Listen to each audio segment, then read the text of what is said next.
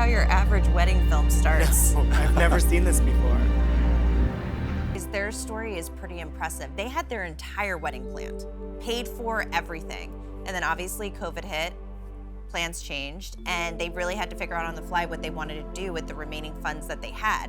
So, of course, one thinks of erupting volcano. Yeah. First thing that came to my mind. Exactly, but I feel like it's so special. They went up there only 10 people, so they didn't really have to choose who to invite. Yeah. Became pretty simple, and including it all worked the vendors. out. The 10 were including the 10 vendors. total. Yeah. That makes it really easy. You don't have to hurt anyone's feelings. Right. Like, unfortunately, due to restrictions, no one is invited. Sorry, Mom. Sorry, Dad. Due to the lava, you can't come. Due to the lava.